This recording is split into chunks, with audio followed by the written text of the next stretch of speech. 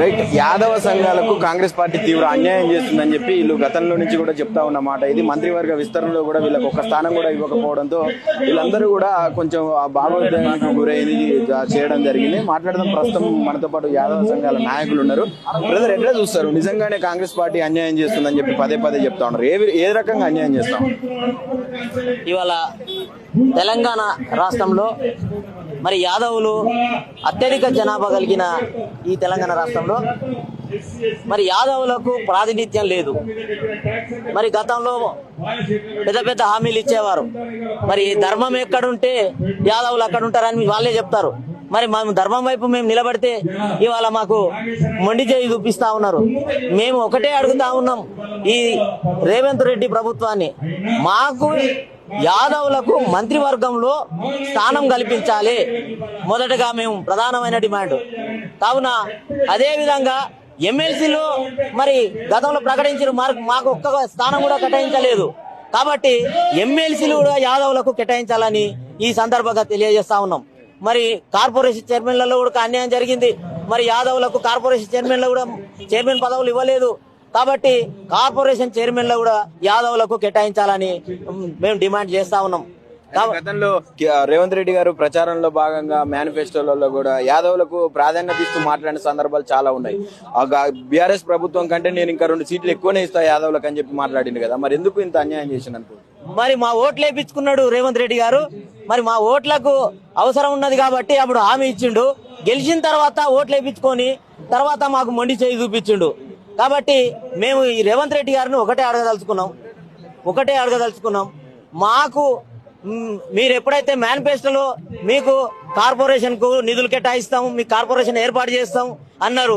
మరి ఇలా కార్పొరేషన్ ఏర్పాటు చేసి నిధులే కేటాయించలేదు. మరి చైర్మన్ పదవి ఇవ్వలేదు.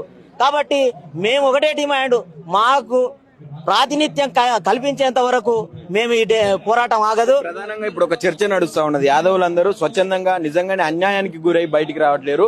ఒక పార్టీ ప్రభావితం చేస్తే బయటకు వస్తా ఉన్నారు అని చెప్తా ఉన్నారు. నిజంగానే మీకు అన్యాయం జరిగి వచ్చిరా, లేదంటే ఏదైనా పార్టీ మీ అనుకుంటే నడిపిస్తా ఉన్నారు? అవన్నీ ఉత్తమ మాటలు, వాళ్ళు పొద్దుపోని మాటలు చెప్తా ఉంటారు.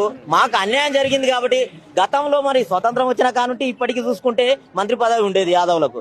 మరి ఇప్పుడు తెలంగాణ రాష్ట్రంలో కాంగ్రెస్ ప్రభుత్వం ఏర్పడిన తర్వాత మరి మంత్రి పదవి లేదు. మాకు అన్యాయం జరుగుతుంది కాబట్టి మా శాఖ లేక మేము ఎవరిని ఏదన్నా కావాలంటే అడుక్కోవడం కాబట్టి ఇవాళ మాకు మంత్రి పదవి కోసమే మేము ప్రధానమైన డిమాండ్ చేస్తా ఉన్నాం. అంటే ముందస్తు కార్యాచరణ ఎలా ఉండబోతుంది? అంటే దీంతో కూడా మళ్ళీ అదే వైఖరి ప్రదర్శిస్తే ఎట్లా ఉండబోతా ఉన్నది? ఇవాళ ఈ చిన్న దీక్షలే కాదు, మేము ఇంకా రానున్న రోజుల్లో మేము నీ ఒక్క పదవి అడుగుతున్నాం, మీరు ఆ పదవి ఇవ్వట్లేదు, మంత్రి పదవి. నెక్స్ట్ రానున్న రోజుల్లో మీ ముఖ్యమంత్రి సీటే ఎసరు పెడతాం. మేము యాదవులను తలుచుకుంటే నీ ఉన్న సీటు కూడా ఊడిపోతుంది అని తెలియజేస్తా ఉన్నాం. కాబట్టి ఈ ఇంకా మున్ముందు మేము అవసరం అనుకుంటే సెక్రటరియట్ కూడా ముట్టడిస్తామని తెలియజేస్తా ఉన్నాం. రానున్న రోజుల్లో అసెంబ్లీ ఏర్పాటు చేస్తారు, అసెంబ్లీని కూడా ముట్టడిస్తామని తెలియజేస్తా ఉన్నాం. చెప్పింది కదా గతంలో. ఇప్పుడు ఎలక్షన్స్ మూమెంట్ లో ఎవరి జనాభా ఎంత ఉందో జనాభా తమాషా ప్రకారం సీట్లు కేటాయిస్తాం, 42% రిజర్వేషన్ అమలు చేస్తాం అని చెప్పిండు కదా బీసీలకు. మరి ఎందుకు ఇంత అన్యాయం జరుగుతా ఉన్నది ఇంకా బీసీల పట్ల? ఇవాళ జనాభా తమాషా ప్రకారం మరి సీట్లు కేటాయిస్తా అన్నవాడు మరి ఇవాళ మరి మా జనాభా అత్యధిక జనాభా మరి బీసీలలో మరి మాకు ఎందుకు మంత్రి పదవి కేటాయించలేదు? మరి ఆయన మంత్రి పదవి ఇవ్వాలనుకుంటే ఇలా ఎమ్మెల్సీ ఇచ్చు మంత్రి పదవి ఇవ్వచ్చు, లేదంటే మంత్రి పదవి ఇచ్చిన తర్వాత 6 నెలల ఎలక్షన్స్ పెట్టి మేము గెలిపించుకుంటాం కదా. మరి ఇవాళ ఎందుకు మాకు అన్యాయం జరిపిస్తుండ్రు?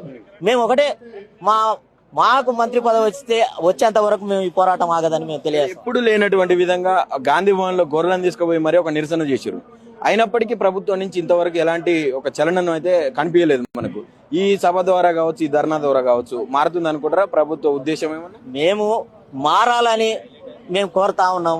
ఈ గాంధీ భవన్ లకు కాదు గొర్రెలు, నెక్స్ట్ రానున్న రోజుల్లో అసెంబ్లీలకు తీసుకుపోతాం మేము గొర్రెలను. మా నిరసన తెలియజేస్తాం.